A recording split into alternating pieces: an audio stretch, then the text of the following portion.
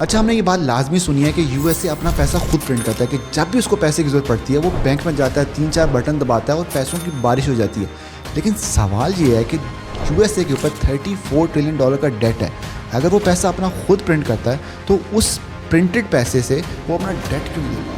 और इस चीज़ को समझने के लिए यूएसए की बॉन्ड मार्केट समझना बहुत ज़रूरी है, क्योंकि लोग ये कह रहे हैं कि यूएसए की स्टॉक मार्केट अगर क्रैश होगी ना तो यूएसए का जो पूरा फाइनेंशियल सिस्टम है ना वो भी क्रैश हो जाएगा। लेकिन असल में बात ये है कि जिस दिन यूएसए का बॉन्ड मार्केट क्रैश हुई, यूएसए में एक्चुअल में सिस्टम क्रैश हो जाएंगे। तो आज की वीडियो में बड़े बेसिक सवालों के आंसर करेंगे कि यूएसए को पैसे की ज़रूरत पड़ती क्यों है, यूएसए पैसा लेता किससे है, ये यूएसए की बॉन्ड मार्केट एक्चुअल में होती क्या है और ये प्रिंटिंग करके ये अपने मुश्किल हालात से क्यों नहीं निकल रहे। तो चलिए स्टार्ट करते हैं।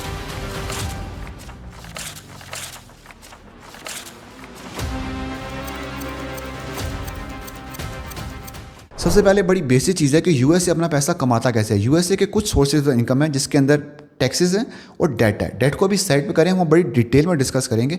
जो टैक्सेस हैं वो लोगों पे लगते हैं, कंपनीज में लगते हैं जो यूएसए के अंदर रह के बिजनेसेस कर रही हैं, पैसा कमा रही हैं, और वो जो पैसा जनरेट होता है वो यूएसए की गवर्नमेंट कलेक्ट करती है और उसके मुल्की हालात में इंफ्रास्ट्रक्चर के अंदर लगाती है। अब यूएसए कंज्यूमर लेड इकॉनमी है जहाँ पे वो अर्निंग उनकी कम है और जो उनकी स्पेंडिंग है वो ज़्यादा है, जिसके अंदर एक बजट डेफिसिट आ जाता है। अब वो जो बजट डेफिसिट है ना वो हर साल बढ़ता जा रहा है। जैसे 2024 के अंदर यूएसए का $1.7 ट्रिलियन का बजट डेफिसिट था, जिसमें स्पेंडिंग ज़्यादा थी और अर्निंग कम थी। अब इस डेफिसिट को ख़त्म करने के लिए यूएसए क्या करता है, या तो वो टैक्सेस को बढ़ाएगा या फिर वो जाके लोन लेगा। अब ये तो क्रैक कर लिया कि यूएसए को लोन चाहिए क्यों। अब यूएसए को लोन देता कौन है? अब यूएसए एक ग्लोबल पावर है, उसका जो डॉलर है वो रिजर्व करेंसी है, यानी दुनिया में जितनी ट्रेड जा रही है वो डॉलर में चलती है। तो यूएसए को एक बड़ी सेफ हेवन की तरह देखा जाता है कि यहाँ पे अगर हम इन्वेस्ट करेंगे तो हमारा पैसा सेव रहेगा, जिसको यूएसए बड़ी खूबसूरती से यूज़ करता है। और वो लोगों को ये कहता है कि आप हमें पैसा दें, उसके बदले में हम आपको बॉन्ड देंगे। बॉन्ड बेसिकली एक श्योरिटी होती है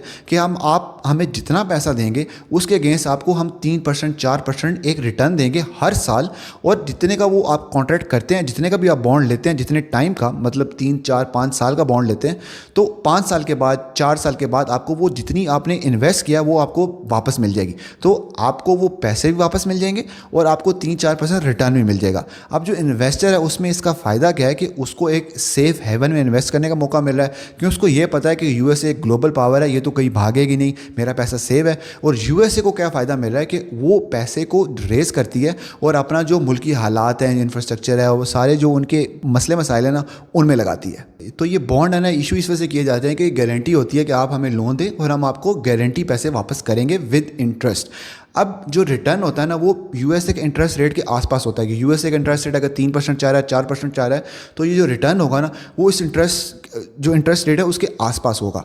अब यूएसए के ऊपर $34 ट्रिलियन का कर्जा है, जिसमें से $9 ट्रिलियन के जो बॉन्ड्स हैं ना वो अगले साल मैच्योर हो रहे हैं। मैच्योर का क्या मतलब है कि जो बॉन्ड का इनिशियली कॉन्ट्रैक्ट था 4 साल 5 साल, वो अगले साल एक्सपायर हो रहा है, मतलब वो जो बॉन्ड है वो मैच्योर हो रहा है और यूएसए ने वो सारा पैसा वापस करना है। और जितना पैसा वापस करना है वो $9 ट्रिलियन बनते हैं। अब यूएसए को ये कर्जा वापस देने के लिए 2 चीज़ें करनी है, या तो उसको अपनी अर्निंग ज़्यादा करनी है, टैक्सेस बढ़ाने हैं, या तो फिर वो नया डेट लें ताकि वो नए लोगों को बॉन्ड दें, उनका पैसा लेके अपने पुराने इन्वेस्टर्स को पैसा वापस करें, जो कि यूएसए काफ़ी अरसे से करता आ रहा है, जिसमें अपना वो कर्जा को रोल ओवर करता आ रहा है। अब ये रोल ओवर का एक्चुअल में मतलब क्या है? अब जब ट्रंप आया, ट्रंप का जो मेन फोकस है कि वो कह रहा है कि जो इंटरेस्ट रेट है ना उसको कम करो। अब उस इंटरेस्ट रेट को कम करने के पीछे जो मेन फिलॉसफी है वो यही है कि वो कह रहा है कि अगर $9 ट्रिलियन के जो कर्जे उन्होंने अगले साल वापस करने हैं, तो वो कह रहे हैं कि $9 ट्रिलियन के हम बॉन्ड्स इशू करते हैं नए इन्वेस्टर्स को, और जो इन्वेस्टर्स को हम पैसा प्रॉमिस करेंगे उसका जो इंटरेस्ट रेट है, जो प्रॉफिट रेट है,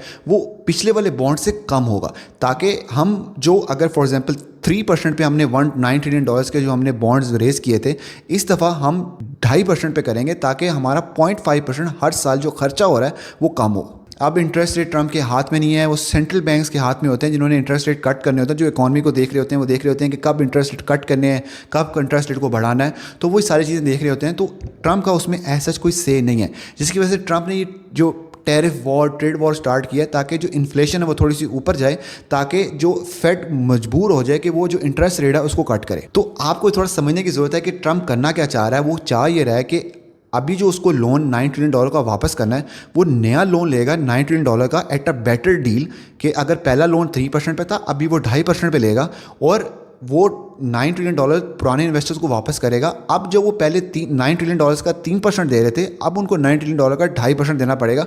0.5% वो हर साल सेव करेंगे। तो ट्रंप का मसला जो एंड गोल है वो ये है। तो अब आपको समझ आ गई कि बॉन्ड मार्केट कितनी ज़रूरी है, क्योंकि जो यूएसए की पूरी इकॉनमी है ना वो रोल ओवर चलती जा रही है और ये बॉन्ड की जो मार्केट है ना इसी पे चलती जा रही है। अब चाइना एक्चुअल में कर क्या रहा है? अभी न्यूज़ आई है कि चाइना ने $50 बिलियन के जो अपने बॉन्ड्स हैं ना, यूएस बॉन्ड्स, वो बेच दिए हैं। अब चाइना के पास ना $950 बिलियन या $750 बिलियन वर्थ ऑफ बॉन्ड्स पड़े हुए हैं कि उन्होंने यूएसए का डेट इतना लेके रखा हुआ है। जैसे जापान ने $1 ट्रिलियन का डेट लेकर रखा हुआ है यूएसए का। तो न्यूज़ ये थी कि चाइना ने $50 बिलियन के जो अपने बॉन्ड्स हैं ना वो बेच दिए हैं। अब ये न्यूज़ सच्ची है झूठी है वी डोंट नो, बट उससे मार्केट में सेंटीमेंट पैदा हुआ जिससे लोगों ने वो बॉन्ड्स को बेचना स्टार्ट कर दिया। और यहाँ पे हमारा बड़ा मेजर कॉन्सेप्ट आता है कि बॉन्ड की प्राइसेस और बॉन्ड यील्ड। अब जब लोगों ने बॉन्ड को बेचना स्टार्ट कर दिया तो जो बॉन्ड की प्राइसेस है वो नीचे गिरेंगी, क्योंकि जब सेकेंडरी मार्केट के अंदर ये जो बॉन्ड बिकेंगे तो लोगों के अंदर यही एक सेंस जाएगी कि यार यूएसए की गवर्नमेंट में कुछ होने वाला है, तो जो हमारा यूएसए पे ट्रस्ट है ना वो कम हो रहा है। अब जब वो कम होगा ना तो जो डिमांड होगी ना उस बॉन्ड की वो कम हो जाएगी। अब जब डिमांड कम होगी तो जो बेचने जाएगा ना उसको कोई सेलर नहीं मिलेगा।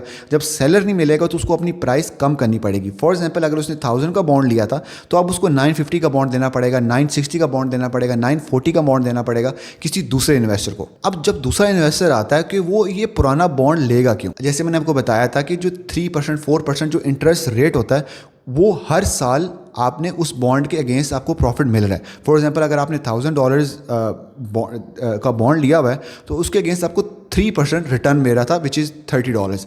अब होगा क्या कि जब बॉन्ड की प्राइसेस गिरना स्टार्ट हुई हैं कि बॉन्ड की प्राइस 950 होगी, 960 होगी, 940 होगी, तो जो उस बॉन्ड की यील्ड है ना, जो बॉन्ड का रिटर्न है वो ज़्यादा हो जाएगा। वो ज़्यादा कैसे होगा? फॉर एग्जांपल आपने 1000 का लिया एट अ 3% एनुअल रिटर्न, लेकिन अब बॉन्ड की प्राइसेस गिरती जा रही हैं और आपने आगे किसी को 950 का बेच दिया।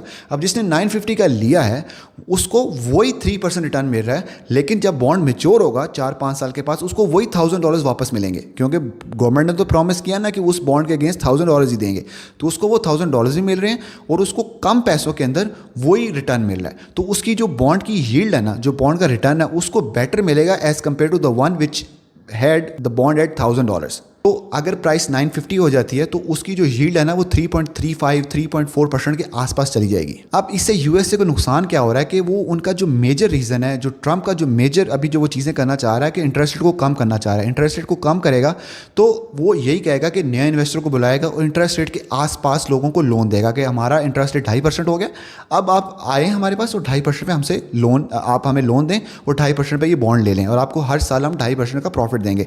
लेकिन अब जो पुराने बॉन्ड्स एग्जिस्ट कर रहे हैं मार्केट के अंदर उसकी जो यील्ड है ना वो ऊपर जाती जा रही है। अभी करंट जो यूएसए के जो 10 ईयर्स वाले बॉन्ड है ना उसकी यील्ड 4.5% में पहुंच गई है। अब 4.5% का मतलब ये है कि जो पुराने बॉन्ड्स हैं ना उसकी जो वर्थ है ना, उसका जो रिटर्न है वो बेहतर है as compared to the new bonds अगर यूएसए अपने इंटरेस्ट रेट्स को कट करता है। क्योंकि अगर यूएसए अपने इंटरेस्ट रेट को कट करता है 2.5% पे, तो जो नया इन्वेस्टर आएगा वो देखेगा यार यूएसए मुझे कह रहा है कि 2.5% पे हमें आके पैसे दे दो। एक पुराना बॉन्ड एग्जिस्ट कर रहा है जो कि मुझे 3.5-4% पे रिटर्न दे रहा है, तो वो प्रेफर करेगा मैं पुराने वाला बॉन्ड लूँ, नया वाला बॉन्ड ना लूँ, क्योंकि उसको उसमें रिटर्न कम है। जिससे यूएसए फोर्स होगा, जो सेंट्रल बैंक से फोर्स होंगे इंटरेस्ट रेट को ऊपर करने के लिए, ताकि ज़्यादा लोगों को इन्वेस्ट करें, उनको लोन दें, ताकि जो उनका जो नया बॉन्ड है वो कंपेटिटिव रहे as compared to the older bond. तो आपको थोड़ी सी सेंस मानिए कि ट्रंप कर रहा है कि वो कह रहा है कि इंटरेस्ट रेट नीचे आए ताकि हम अगला जो अपना लोन है उसको बेहतर टर्म्स के ऊपर रीफाइनेंस कर लें। चाइना यूएसए के अंदर एक किस्म के जो सेल प्रेशर ला रहा है, फियर पैदा कर रहा है ताकि लोग बॉन्ड्स को बेचें और जो बॉन्ड्स पुराने बॉन्ड्स की यील्ड है वो ऊपर जाए ताकि यूएसए अपना इंटरेस्ट रेट नीचे ना कर सके, जिसकी वजह से आगे ट्रेड वॉर चल रही है। यूएसए चाइना पे टैरिफ्स लगा रहा है, चाइना यूएसए पे टैरिफ्स लगा रहा है, वो बात की सेकेंडरी बात है। लेकिन जो मेजर प्रॉब्लम है ना वो यूएसए के डेट के अंदर है, जो कि यूएसए के पास पैसे नहीं है देने के लिए। और यहाँ पे आता है हमारा मनी प्रिंटिंग वाला कॉन्सेप्ट कि पहले क्या होता था कि जब भी ऐसे हालात आते थे, रिसेशंस आते थे जहाँ पे बॉन्ड की प्राइसेस जो यील्ड्स ऊपर जा रही होती थी, लोग बॉन्ड्स को बेच रहे हैं, बॉन्ड की जो डिमांड है वो कम होती जा रही है, तो सेंट्रल बैंक आके इंटरवीन करेगा और ये जो सारे बॉन्ड्स हैं इनको खरीदना स्टार्ट कर देगा। अब वो अपने पैसों से नहीं खरीदेगा बल्कि पैसे को प्रिंट करेगा। कोई डिजिटली प्रिंट नहीं कर रहा बल्कि जो उनके रिजर्व्स है ना उसके अंदर डिजिटली पैसा डाल देगा। फॉर एग्जांपल बैंक्स और इन्वेस्टर के पास बॉन्ड पड़े हुए हैं जो कि उन्होंने लेके रखे हुए थे, सेंट्रल बैंक आएगा वो उनसे वो सारे बॉन्ड्स खरीद लेगा, सारे गवर्नमेंट बॉन्ड खरीद लेगा और उनके रिजर्व में वो पैसे को ऐड कर देगा, जो कि आउट ऑफ थिन एयर पैसा बना हुआ है जिसको एग्जिस्ट नहीं करता था, कहीं से कमाया नहीं गया, कहीं से अर्न नहीं किया गया, वो बस पैदा हुआ आउट ऑफ थिन एयर और उन्होंने बैंक्स के रिजर्व में डाल दिया। अब होगा क्या कि बैंक्स को बूस्ट मिलेगा कि उनके पास पहले कैश कम था और उनके पास जो बॉन्ड्स पड़े हुए थे, अब वो बॉन्ड्स सारे चले गए सेंट्रल बैंक के पास, उन्होंने वो बॉन्ड्स खरीद लिए। अब जो दूसरे बैंक्स हैं उनके पास आ गया कैश। अब वो कैश क्या करेगा, वो सारा कैश को आगे मार्केट के अंदर फ्लो करेगा, इकॉनमी को बूस्ट करेगा। वो कैसे करेगा कि फॉर एग्जांपल बिजनेसेस आएंगे, वो कहेंगे या हमें कैश चाहिए। अब बैंक के पास ज़्यादा कैश पड़ा हुआ है तो वो बेहतर उसको इंटरेस्ट रेट के ऊपर उनको वो लोन देना स्टार्ट करेंगे जैसे जैसे और साथ साथ जो सेंट्रल बैंक है वो इंटरेस्ट रेट को भी कम कर देगा। अब बिजनेसेस आएंगे, लोग आएंगे, लोन लेना स्टार्ट करेंगे, अपने बिजनेसेस बनाएंगे, गाड़ियाँ लेंगे, तो इकॉनमी के अंदर ना एक जो कैश है ना वो फ्लो आ जाएगा। उससे लगेगा यही कि जो सेंट्रल बैंक ना उसने पैसा प्रिंट किया और इकॉनमी में सारा पैसा फ्लो हो गया। तो उसका जो प्रॉपर जो सारे नोट्स थे ना वो मैंने आपको कनेक्ट करके बताए हैं कि सेंट्रल बैंक बॉन्ड्स है उसको खरीदता है बैंक से, उनके रिजर्व्स के अंदर पैसा डाल देता है। अब जो बैंक्स हैं उनके रिजर्व्स के अंदर कैश आ गया और उनके जो बॉन्ड्स थे वो चले गए, वो आगे से लोगों को लोन देना स्टार्ट करें और अपना प्रॉफिट बनाना स्टार्ट करें। अब ये सर्कल चलता रहेगा जब तक इन्फ्लेशन नहीं बढ़ेगी। जब इन्फ्लेशन बढ़ेगी सेंट्रल बैंक फिर इंटरवीन करेंगे, इंटरेस्ट रेट्स को हाई करेंगे ताकि जो लोगों की बाइंग पावर है, जो लोन लेने की बाइंग पावर है वो कम हो। लेकिन ये सारी चीज़ें तब तक ही होती रहेंगी कि लोगों का जब तक यूएसए की इकॉनमी, यूएसए का सुपर पावर होना, यूएसए की डॉलर की रिजर्व करेंसी होना पे ट्रस्ट रहेगा। जिस दिन ये ट्रस्ट टूटेगा उस दिन सेंट्रल बैंक अन्धाधुंध किस्म की जो प्रिंटिंग है वो नहीं कर सकता, बिकॉज उनके पास नए इन्वेस्टर आई जा रहे हैं जो उनके बॉन्ड लेते जाएंगे। और मैंने आपको जो पीछे बताया कि वो आगे बॉन्ड खरीदते क्यों हैं कि जैसे चाइना ने सेल ऑफ किया तो बॉन्ड की प्राइस नीचे की, डिमांड नीचे चली गई। जैसे ही सेंट्रल बैंक्स ने वो बॉन्ड लेना स्टार्ट किए तो बॉन्ड की प्राइसेस ऊपर चली जाएंगी क्योंकि डिमांड बढ़ जाएगी। लोगों को लगेगा यार इन्होंने प्रिंटिंग की है, इनके पास पैसा आ रहा है, तो लोग दोबारा आके इन्वेस्टमेंट स्टार्ट कर देंगे और उनकी बॉन्ड की प्राइस ऊपर चलेगी, जो उनकी यील्ड थी ना वो नीचे आ जाएगी। तो ये कॉन्सेप्ट समझना बहुत ज़रूरी है कि प्रिंटिंग एक्चुअल में हो कैसे रही है, कि जो सेंट्रल बैंक से वो आके इंटरवीन कैसे करते हैं और ये इंटरेस्ट रेट का सारा क्या मामला है। अब मसला ये है कि ऐसे हालात चाह रहे हैं कि यूएसए ने इतनी दफ़ा रोल ओवर कर दिया कि अब प्रिंटिंग करना मुश्किल हो गया, क्योंकि अब उनकी इकॉनमी ऐसी जगह पे खड़ी है जहाँ पे उनके पास लोन बहुत ज़्यादा है। अगर वो प्रिंटिंग करते हैं तो इन्फ्लेशन बहुत ज़्यादा होने का ख़तरा है। अगर इन्फ्लेशन ज़्यादा हो जाती है तो वो सर्वाइव नहीं कर सकेंगे, जो उनकी पूरी इकॉनमी है वो बर्स्ट हो सकती है, जिसकी वजह से वो प्रिंटिंग करने के लिए पहले 1000 दफ़ा सोचेंगे। और चाइना बेसिकली उनको फोर्स कर रहा है कि उनकी जो इकॉनमी है ना वो बिल्कुल डिस्ट्रॉय हो जाए, और इसलिए वो सेल ऑफ कर रहा है। और एक किस्म की जो ट्रेड वॉर की जो ये पूरी चल रही है ना वो बेसिकली यही है कि लोगों का ना यूएसए पे ट्रस्ट कम हो। यूएसए पे ट्रस्ट कम होगा, लोग बेचेंगे और यूएसए के at the end of the day पैसे नहीं बचेंगे। तो यूएसए पैसा प्रिंट करता है फिजिकली नहीं, डिजिटली, और वो इकॉनमी में फ्लो करता है। जब पैसा इकॉनमी में फ्लो होता है तो हमें यही लगता है यूएसए के तो हालात बहुत अच्छे हैं, वहाँ की इकॉनमी बूमिंग है, लेकिन पीछे बैक एंड पे वो पैसा प्रिंटिंग कर रहे हैं, जिसकी वजह से उन्होंने सारे जो अपने बिजनेसेस हैं उनको फ्लो किया हुआ, बिजनेस ग्रो हो रहे हैं, पैसा कमा रहे हैं, क्योंकि वहाँ पे लेंडिंग चीप हो जाती है। तो ये सारा कुछ सिर्फ एक कंडीशन पे चलेगा कि दुनिया जो है वो यूएसए का डेट खरीदता रहे।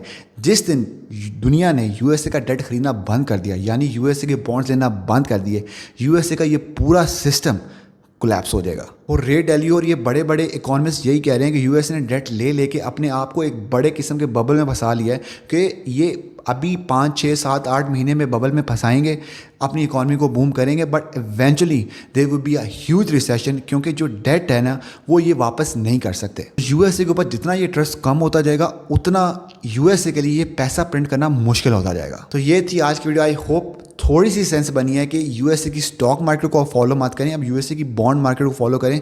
आपने फाइनेंशियल जो सिस्टम्स हैं उनको फॉलो करना है कि वो कहाँ पे कोलैप्स होंगे, क्योंकि अगर वो कोलैप्स होते हैं ना तो स्टॉक मार्केट तो बचेगी ही नहीं। क्योंकि जब तक ये पैसा प्रिंट करते हैं, जैसे मैंने आपको पूरा सर्कल बताया कि कैसा पैसा प्रिंट होता है, कैसे बैंक्स के पास पैसा आता है, कैसे वो पैसा आगे ट्रांसफ़र होता है, लोग लेंडिंग करते हैं, अपने बिजनेस में लगाते हैं, जिस बिजनेस में लगा रहे हैं वो स्टॉक मार्केट के ऊपर रजिस्टर हो गए तो स्टॉक मार्केट भी ऊपर जाती है।